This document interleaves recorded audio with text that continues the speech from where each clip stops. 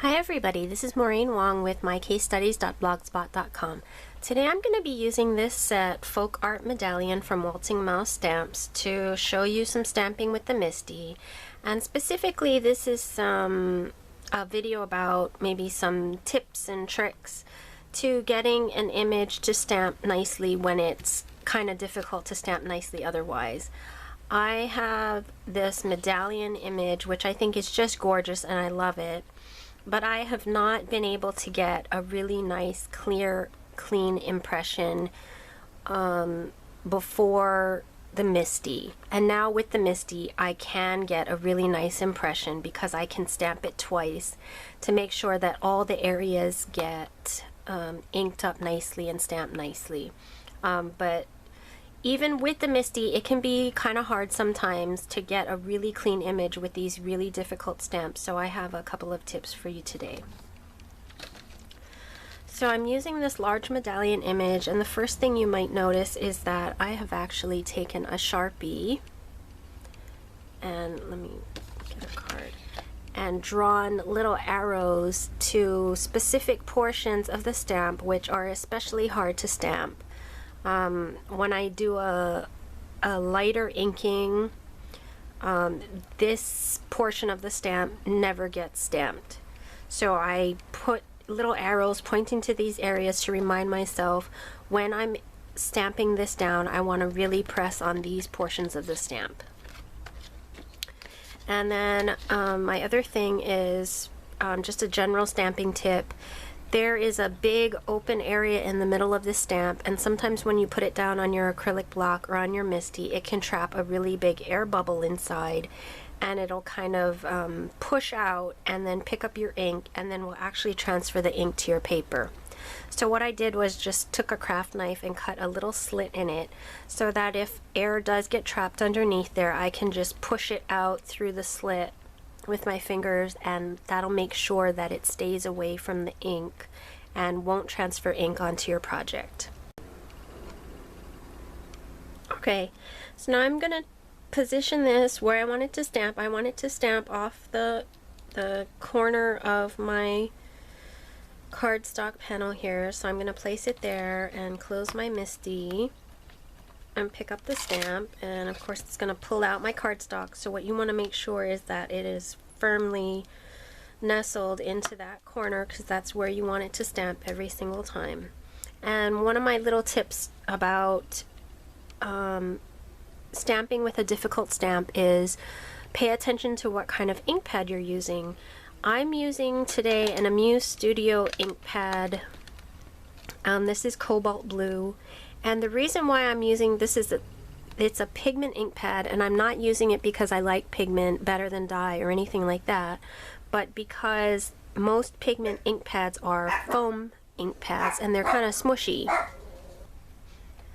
So if there are little uneven surfaces on your stamp, they can get to those uneven surfaces better than, say, a felt pad. And I have one here. This is the Color Theory from Studio Calico Deja Blue, and it is a felt pad, so it's really, well, not really hard, but it's pretty stiff. And when you go to ink up your images, it kind of sits on the surface and doesn't tend to get down into the cracks and crevices, which can be good. But in this case, with an uneven stamp, it tends not to ink up the uneven stamps very well. So that's why I'm using this pad. But I also wanted to point out that these newer Stampin' Up! Pads are foam, even though it's a dye ink. And these also work really well. They can smush into those uneven areas and give you really good coverage. So to start off with, I'm going to ink up my stamp. And I'm pressing it pretty firmly so that the ink will get into all those uneven surfaces. And you can see I'm getting ink all over my MISTI, but that's not going to be a problem. Okay, and then I'm going to, once again, I'm going to make sure that my cardstock is firmly nestled into that corner. And then I'm going to go ahead and press. And I'm going to remember to press in those areas where I marked with the Sharpie that I know those areas don't tend to stamp well. Although I'm trying to do a firm press all around the whole stamp. And this is a large stamp, so it needs a little bit more pressure to get a good impression. Now we actually got a pretty good impression there. And you can leave it how it is, and that's fine. But I actually like the darker blue shade, so I'm going to ink up my stamp again. And that is the great thing about the MISTI, is that it will stamp in the same place the second time, the third time, as long as you make sure that your cardstock is positioned in the same way every time, which is nestled into that corner. And you just close the cover and let the MISTI do the work for you. And so not only does the double stamping, I don't know if that's the right term for it, the double stamping or the double inking and stamping help with uneven images, it can also give you a much darker color like this. And I like this so much better. I really like the solid even coverage and the darker color of this. It really looks more like the cobalt blue that I expect from this ink pad. So at this point, what you want to do is stamp a whole bunch of them to make a card set, and then I will be right back. Okay, the thing about pigment inks that you have to remember though is that they take a while to dry. So be careful you don't touch this until it's fully dry, which I did by accident and I smeared it a little bit. So this is going to be my like tester, I guess, card for the first stamping every time. So what I'm doing is I'm lining up another one of the images for the center, and I'm going to pick it up with my MISTI, reposition that. And then what I'm going to do is get my imaging sheet from my Stamp-A-Majig and put that over it. And I'm coming in with Real Red ink from Stampin' Up. And I'm going to see how that positions. And that actually looks really good. So I'm going to take off my imaging sheet, ink my stamp up again, and stamp that down.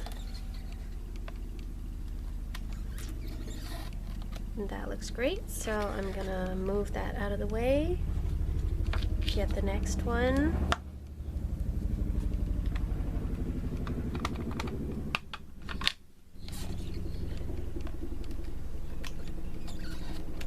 and do my whole set like this.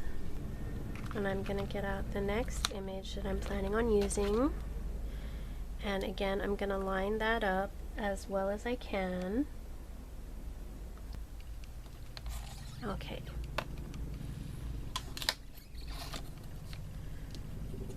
Oh, I said I was going to do my first stamping on that one smudged image, so let's find it. Here it is.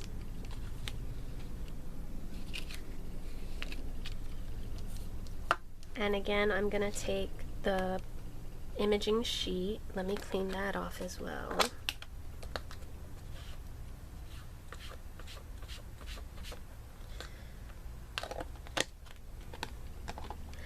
And this one I'm going to be stamping in crushed curry.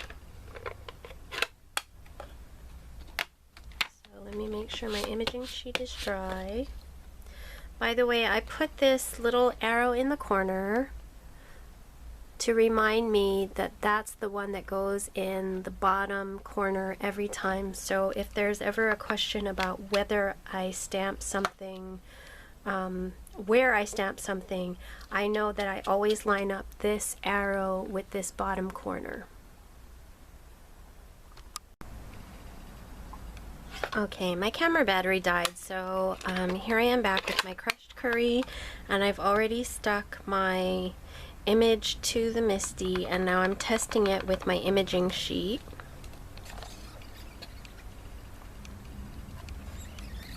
And let's look at that, and that actually looks really good. So once again, I can ink up and stamp all my cards like this.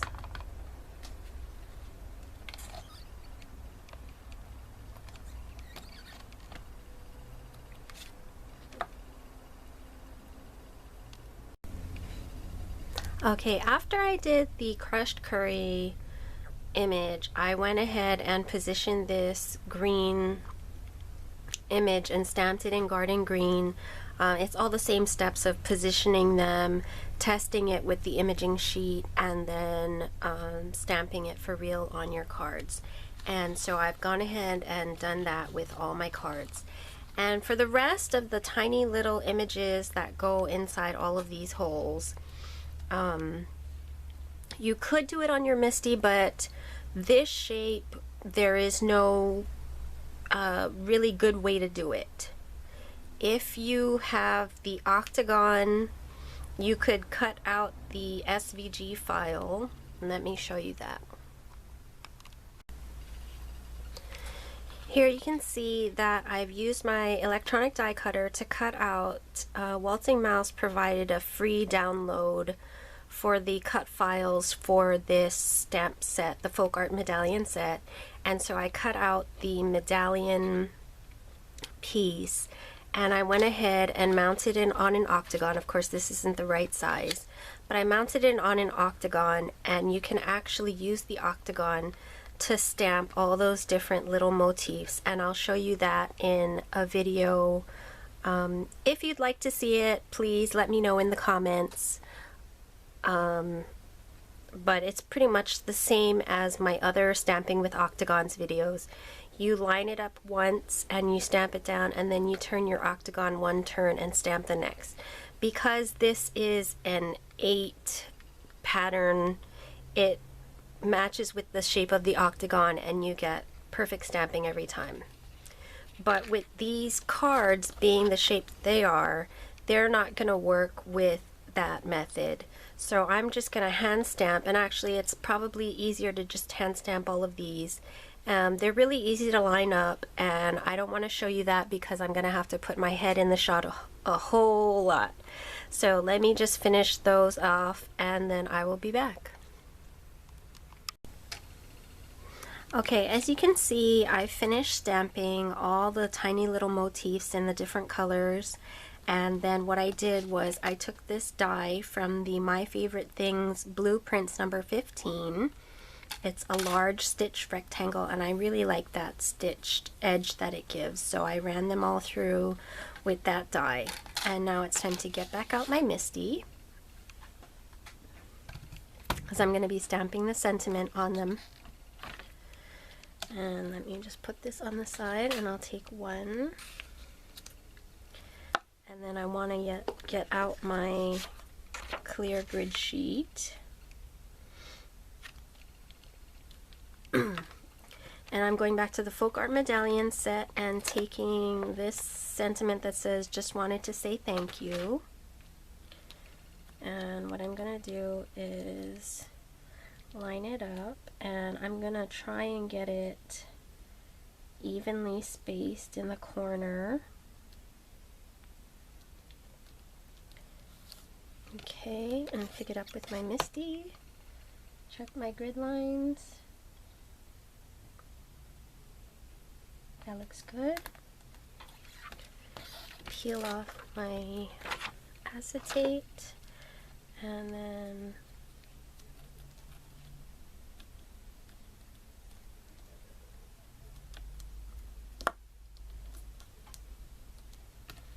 let me double check that. Yeah, that looks good. So I'm going to take my VersaFine Onyx Black ink pad, ink that up, and stamp it down.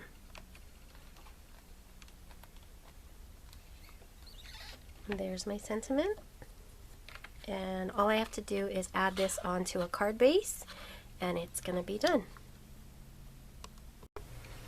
Okay, so I have my panel and I have my white A2 size card base. I'm going to go ahead and put ATG adhesive all on the back of my focal panel.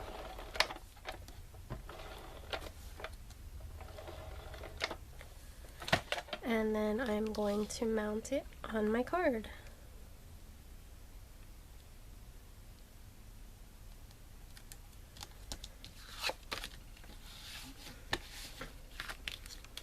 And there we go. There's my finished card. And I'll just finish stamping all the rest of the sentiments on those other ones, and I'll have a full set of cards.